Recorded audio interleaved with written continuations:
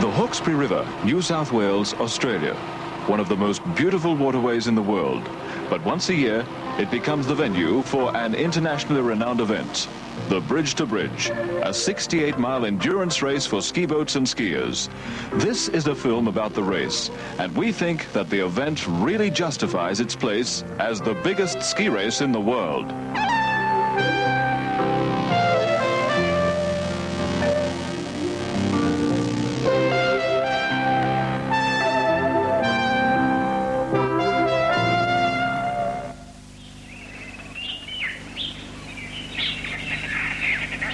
The day starts early for many of the competitors. From dawn onwards, the carefully prepared boats are rolled into the water at Brooklyn, which is close to the race mustering area and start point, Dangar Island.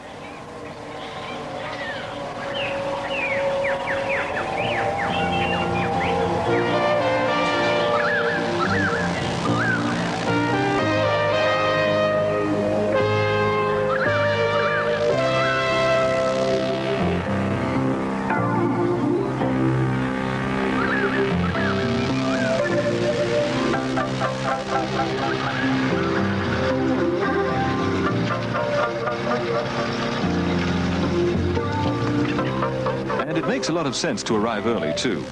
With 349 boats entered in this year's event, the local facilities are stretched to the limit, and traffic queues with boats and equipment back up for several miles down the road as the morning advances.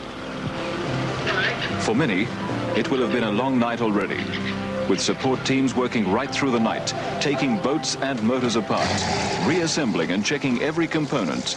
With the speeds that the boats do and the pounding they take, it takes only one little thing, a speck of dirt in a fuel line, to put a boat and a team out of the running. And that's months of build-up and preparation, all gone down the drain. Every year, the Bridge to Bridge has been attracting more and more overseas competitors, as well as local entrants. We spoke to some of them at a pre-race function and asked how the event is rated overseas.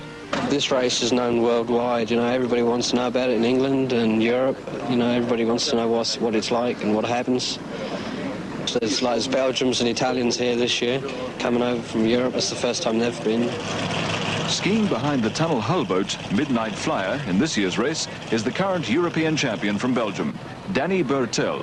The Bridge to Bridge is known by everybody in Europe. Everybody speaks about the Bridge to Bridge, and everybody wants to race the Bridge to Bridge. But it's a long trip to come to Australia. That's why there are not many European skiers over here. But everybody knows the Bridge to Bridge. Everybody talks about the Bridge to Bridge. Even the newspapers and television writes and they give movies about the Bridge to Bridge. It's really a race that everybody knows in Europe. The air is electric. Nobody feels like talking much. There's just time for good wishes to other members of the team, some last-minute words of caution or advice from a mechanic to the driver, and that's it.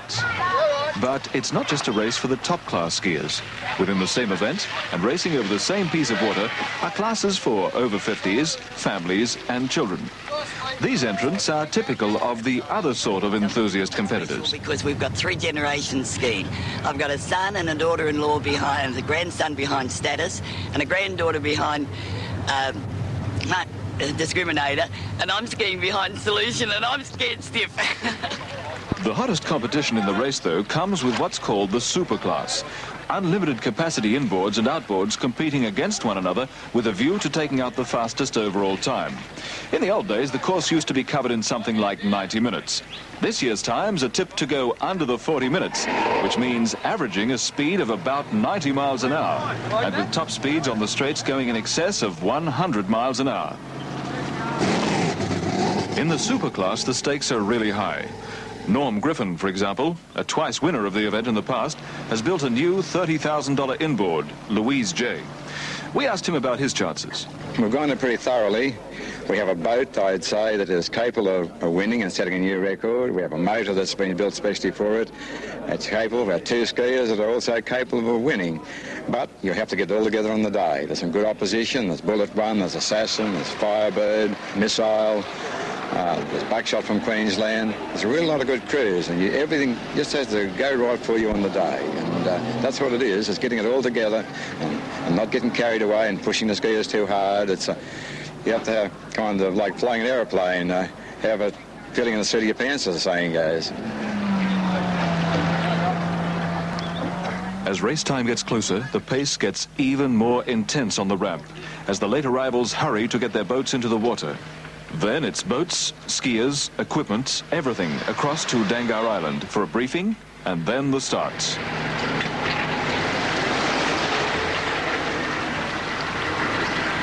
There's a great atmosphere out at the island. This year with 349 boats and about 1,800 competitors, not to mention a considerable number of well-wishers and spectators. There's no shortage of helping hands for anybody.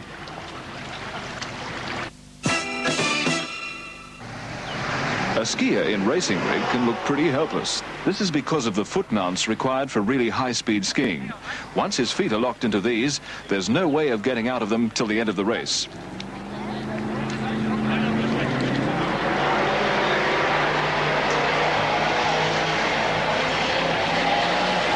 This is the conventional mounting on a single ski, and this is the equivalent in a high-speed racing mount. Each unit is designed to withstand a huge pounding over a sustained period of time, and as you can see, the construction leaves nothing to chance. Similarly, the actual straps and clips to hold the feet in are designed to lock, and once a foot is in there, to stay locked. While wood is still the basic material for racing skis, as well as other skis, fiberglass is now a viable option. Though only two manufacturers, Maharaja in America and Fred Williams here in Australia, are producing them in any significant numbers at the present time. The actual shape of the ski is as normal at the front, but broader and flatter in the body and the bindings area. At the back, it can be quite flat like this to give minimum drag on the water, and without the grooves or tunneling very much associated with a conventional slalom ski. The starting pattern is very simple. Odd-numbered boats assemble on one side of the beach, even-numbered boats on the other side. Then they queue in numerical order towards the starting point and are released two at a time every 30 seconds. 5, 4, 3, 2, 1, go!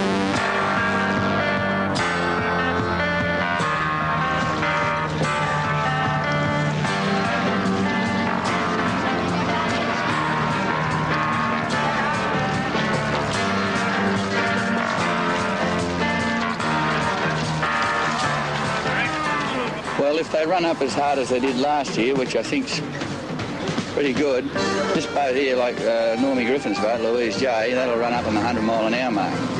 Now, anybody who can run at 100-mile-an-hour for, I'd say, a quarter of a mile, they're doing pretty good on a race like that. So you've got to be able to look after your skiers. The skiers have got to know what their limitations are, and you can't hold too much power on them too long at that speed. You know, you've got to rest them up a bit, otherwise they just fall to pieces on the way. Skiing it, you take off, your heart's in your stomach, and when they say 10 seconds countdown, that's it. You're right from then on. You forget about everyone else and you just think of the race and how important it is probably to your driver more than yourself, but certainly a prestigious race, and probably the most prestigious race of the year apart from the Australian title.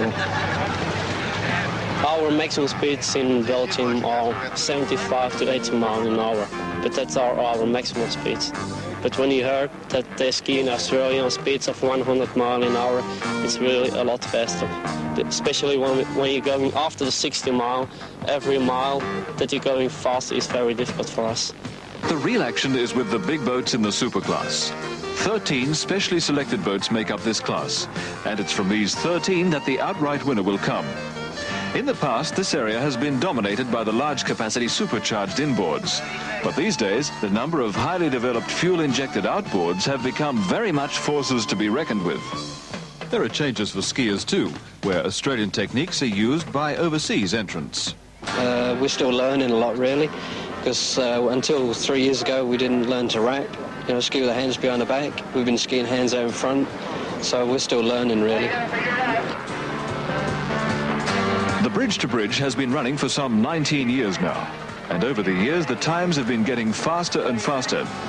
In 1961, Yogi Bear made the run in 1 hour and 35 minutes. This year, with conditions and good luck running, it's quite possible